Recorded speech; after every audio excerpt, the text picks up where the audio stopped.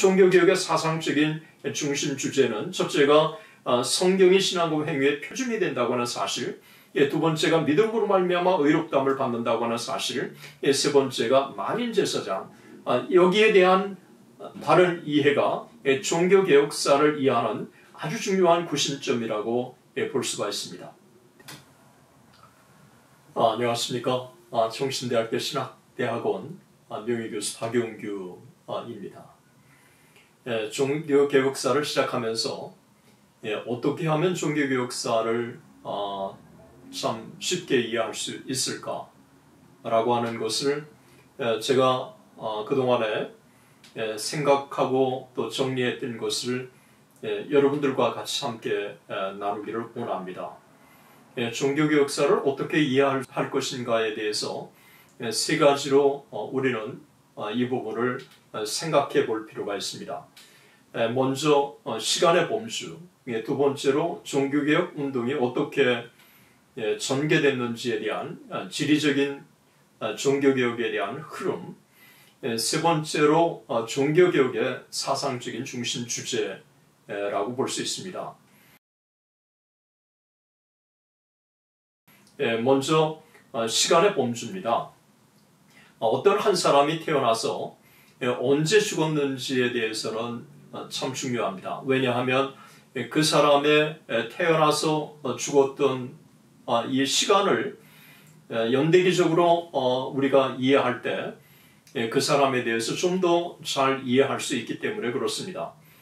초대교회사, 그리고 중세교회사, 종교교역사, 근대교회사, 현대교회사도 마찬가지입니다.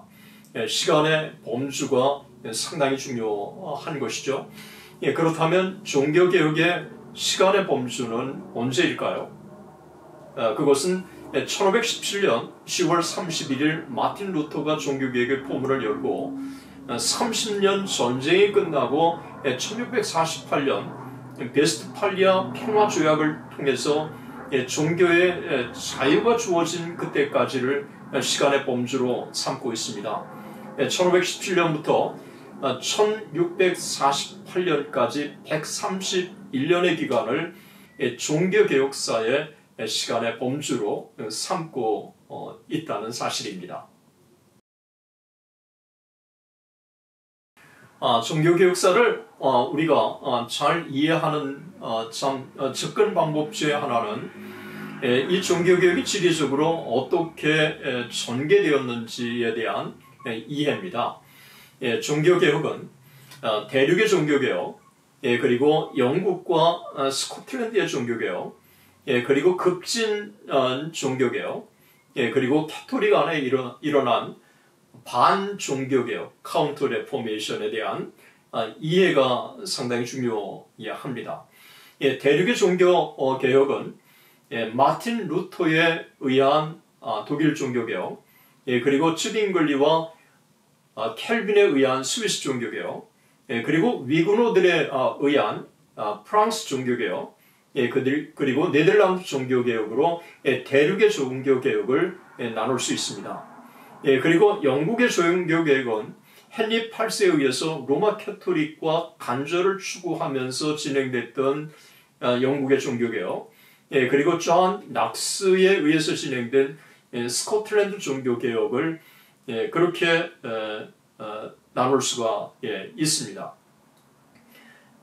이들 외에 우리가 급진 종교개혁이라고 하는 아나베프티스트에 의한 종교개혁을 들 수 있습니다. 민초어를 비롯한 일련의 소위 그 재침례파들에 의한 종교개혁이 일어납니다. 이 종교개혁은 루터나 켈빈이나 츠빙글리나 대륙의 종교개혁자들과 개혁 사상에서 크게 다를 바가 없습니다. 그러나 성경적인 개혁을 외치면서 두 가지 면에서 차이가 있었습니다. 첫 번째는 정치 문제가 달랐습니다. 정부에 대한 관점이 달랐고, 두 번째로 믿는 자들의 세례만을 이들은 인정했습니다. 유아 세례를 반대한 것이죠.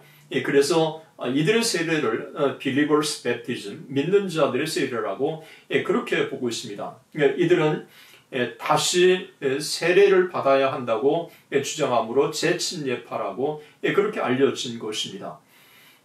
개신교의 종교개혁의 영향을 받아가지고 로마 캐토릭 안에 종교개혁이 일어나는데 이 종교개혁을 카운터 레포메이션, 반종교개혁이라고 그렇게 부르고 있습니다. 이 반종교개혁이 1534년 이그나티우스 로욜라 그리고 사비에르를 중심으로 해서 예수회가 조직되고 이 예수회가 로마 캐토릭 안에 일어났던 반종교개혁을 주도하게 되는 것입니다.